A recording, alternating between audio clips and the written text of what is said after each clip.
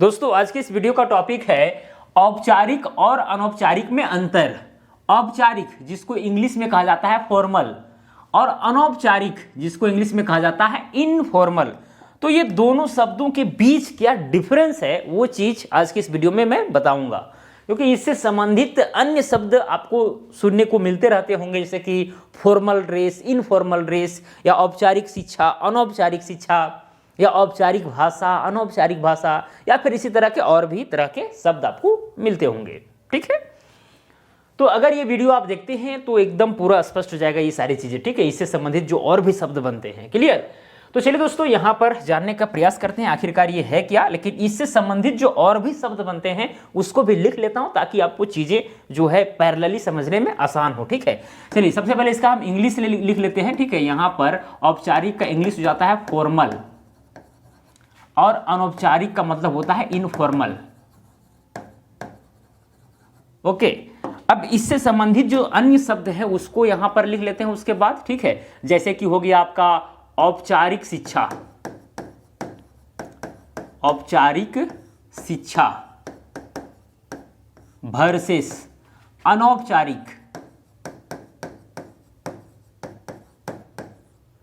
अनौपचारिक शिक्षा। ओके, फिर सेकंड में ले लेते हैं औपचारिक भाषा वर्सेस अनौपचारिक भाषा, या फिर इसी तरह से औपचारिक पत्र, ठीक है, जिसको फॉर्मल लेटर कहा जाता है, वर्सेस अनौपचारिक पत्र।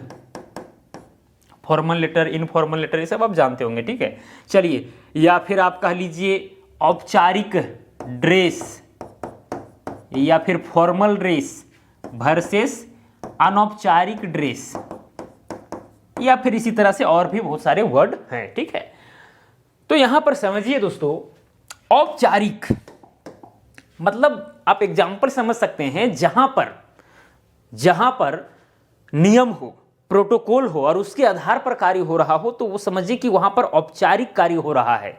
ठीक है, कहने का अर्थ ये हुआ, जैसे कि अगर हम बात करें औपचारिक शिक्षा का, औपचारिक यानी कि फॉर्मल एजुकेशन का, तो जैसे कि आप क्लास 6 में, 7 में, 8 में, 9 में, 10 में या 11, 12 जो आप स्टडी करते हैं वो एक्चुअली फॉर्मल होता है।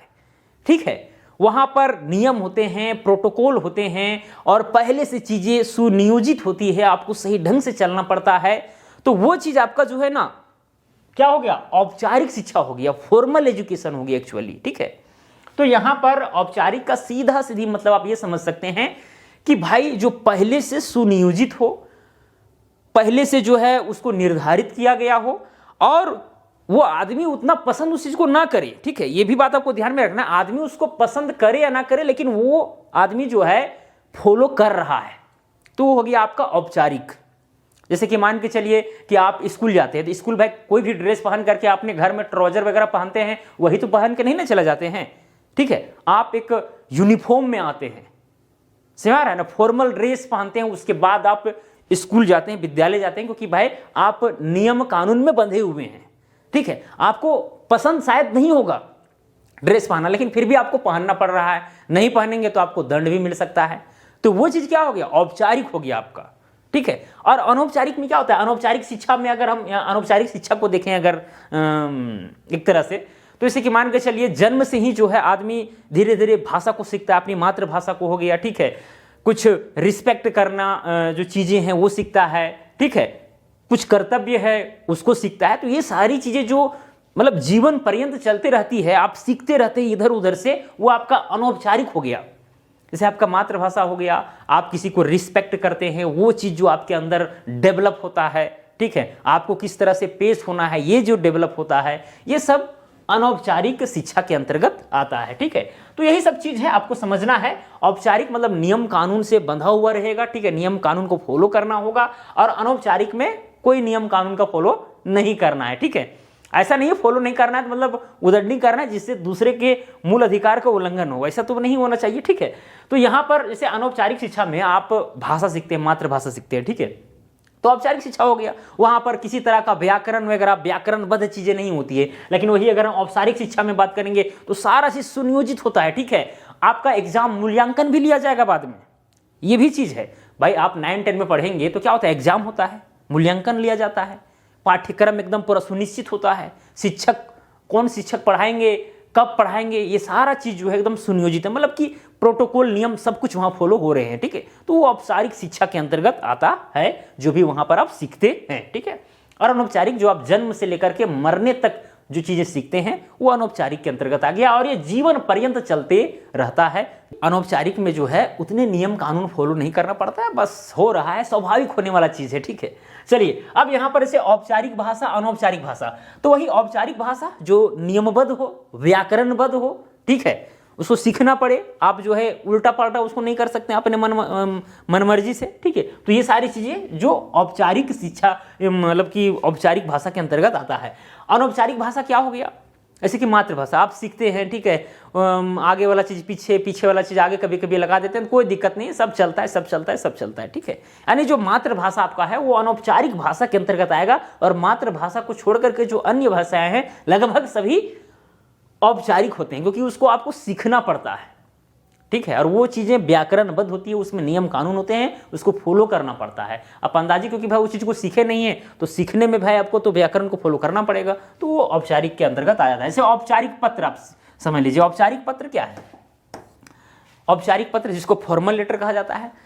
फॉर्मल लेटर जो है, औपचारिक पत्र जो है, वो सब पदाधिकारियों को, या फिर मान के चलिए प्रधानाध्यापक है, प्रिंसिपल वगैरह हैं, ठीक है, तो उनको लिखते हैं हम लोग, ठीक है। इसे लिखते हैं सेवा में श्रीमान प्रधानाध्यापक महोदय, ठीक है, इस तरह से विषय करके फिर चीज़ों को लिखते हैं, फिर नीचे आपका आज्ञाकारी, आपका विश्वासी, जो भी है इस तरह से लिखते हैं, और वो चीज़ सुनियोजित है। हालांकि नहीं मन करता है कि इस तरह से लिखें, लेकिन भाई आदमी उसको मान रहा है, फॉलो कर रहा है, और आपको भी फॉलो करना पड़ेगा, ठीक है। तो वो समझिए एक तरह से नियमबद्ध है, ठीक है, उसमें प्रोटोकॉल नियम फॉलो हो रहा है, किसमें, औपचारिक पत्र में। लेकिन यही अनौपचारिक पत्र जो आप अपने मित्र के पास लिखते हैं, अपने माता पिता के पास लिखते हैं, ठीक है, अपने सगे संबंधी के पास लिखते हैं, ये सब अनौपचारिक लेटर के अंतर्गत आएगा, यानी कि इनफॉर्मल लेटर। उसमें आप कुछ भी कह रहे, क्या कर रहा है भाई आजकल, सुन रहे कि तुम्हारा सेट भी हो रहा है, ठीक है। तो ये सारी चीज़ें मतलब आप जो है ना, मतलब फैमिली मेम्बर हो या फिर अपने दोस्त हो, अपने रिश्तेदार हो, उनके साथ अपने मतलब भाषा में बात कर सकते हैं, कोई दिक्कत वाली बात नहीं है, ठीक है। बाकी बस थोड़ा बहुत जो फॉर्मेलिटी वो निभाना होगा, लेकिन बस मनमर्जी से आप जो है ये कर सकते हैं, आपका दोस्ती जिस प्रकार का हो, ठीक है।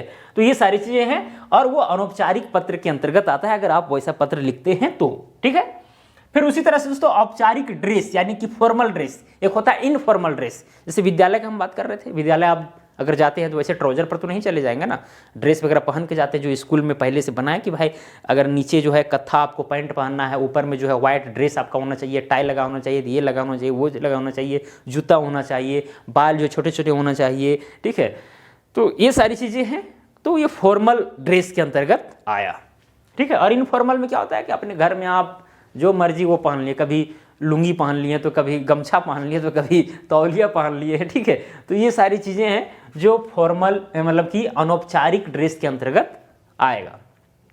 तो दोस्तों मुझे उम्मीद है कि आप औपचारिक और अनौपचारिक में क्या डिफरेंस है, जब ये चीज़ों को हम पैरेलली लेके चलें, तो मुझे उम्मीद है कि आपको समझ में आ रहा होगा कि हाँ भाई औपचारिक मतलब जिसमें नियम कानून हो, ठीक है, प्रोटोकॉल हो, फॉलो करना पड़ता हो, हालांकि मन है चाहे नहीं मन है, लेकिन फिर भी करना पड़ता है, ठीक है। नहीं करेंगे तो उल्लंघन हो जाएगा और हमको दंड भी मिल सकता है। ये सारी चीज़ें जो औपचारिक यानी फॉर्मल के अंतर्गत आता है, ठीक है। और इनफॉर्मल मतलब कि बस हो रहा है, स्वाभाविक वाला चीज़, ठीक है। स्वाभाविक वाला चीज़ क्या है, इनफॉर्मल के अंतर्गत आ जाता है। जैसे कि आप जो है कहीं पर हंसी मजाक खूब कर रहे हैं, ठहाका लगा रहे हैं दोस्तों के साथ, ठीक है, खूब मस्ती कर रहे हैं, गिल्ली डंडा खेल रहे हैं, तो ये सारी चीज़ें जो है ना इनफॉर्मल है। समझ में आ रही है ना। चलिए दोस्तों, मुझे उम्मीद है कि आप चीज़ों को समझे होंगे। अगर अभी भी आपको किसी तरह का कन्फ्यूजन है तो फिर आप कमेंट करके हमें बता सकते हैं, मैं कन्फ्यूजन दूर करने का प्रयास करूंगा।